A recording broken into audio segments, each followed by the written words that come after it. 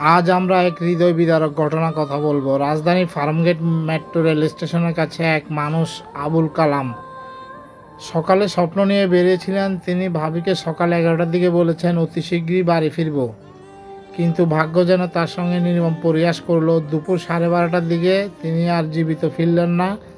Metro রেলের pillar থেকে খুলে পড়া একটি বিয়ারিং প্যাড কেড়ে নিল তার প্রাণ। তার স্ত্রী এখন বারবার মোছা যাচ্ছে না। যে মানুষটিকে সকালে নিজ হাতে বের করে দিয়েছেন তিনি আর কখনোই ফিরবেন না, এটি বোঝা তাদের জন্য সহজ নয়। এখন বলা হচ্ছে পরিবারে দেওয়া হবে 5 লাখ টাকা ক্ষতিপূরণ এবং মেট্রো রেলে চাকরি। কিন্তু প্রশ্ন হলো, একটি প্রাণের দাম কি সত্যি মাপা যায় টাকায়?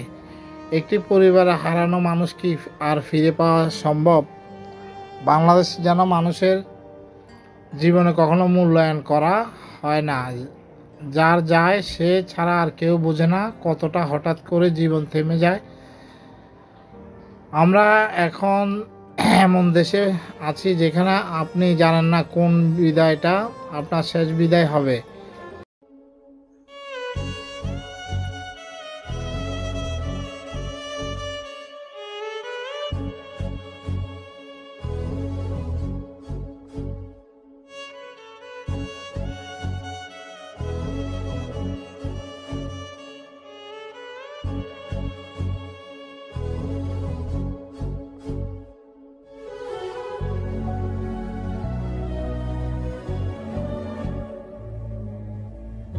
ফুটপাত দিয়ে হাঁটাও এখন প্রাণঘাতী হতে পারে। আবুল কালাম কি জানতেন আজকের দিনটা তার জীবনের শেষ দিন হবে? না, জানতেন না। তিনি শুধু ভাবছিলেন কিছুক্ষণের মধ্যে বাড়ি ফিরবেন, মেয়েকে কোলে নেবেন, বিকেলে একটু বিশ্রাম নেবেন। কিন্তু সে বিকেলে আর এলো না। আজ আমরা যারা এই খবর শুনছি আমাদের মনে প্রশ্ন জাগা উচিত, এই শহর কি কেবল ইট পাথরের জন্য? মানুষের জীবনে কি অমূল্য যে একটি যন্ত্র অংশ পড়ে গেলে সব কিছু থেমে যাবে?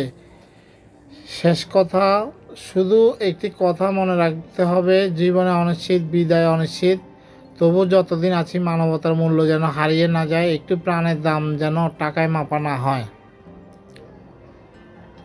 দর্শক, এই সম্পূর্ণ বিষয়টি আপনাদের কাছে কি মনে হচ্ছে আশা করি কমেন্টে জানাবেন। যে যেখান থেকে বসে আমার এই ভিডিওটি দেখছেন সবাইকে ইউনিভার্সিটি চ্যানেলের পক্ষ থেকে লাল গোলাপের শুভেচ্ছা ও অভিনন্দন। কে কোথা থেকে বসে আমার এই ভিডিওটি দেখছেন কাইন্ডলি আমাকে একটু কমেন্টে জানাবেন। আজকের মতো এখানে বিদায় নিচ্ছি। সবাই ভালো থাকবেন, সুস্থ থাকবেন। আল্লাহ হাফেজ।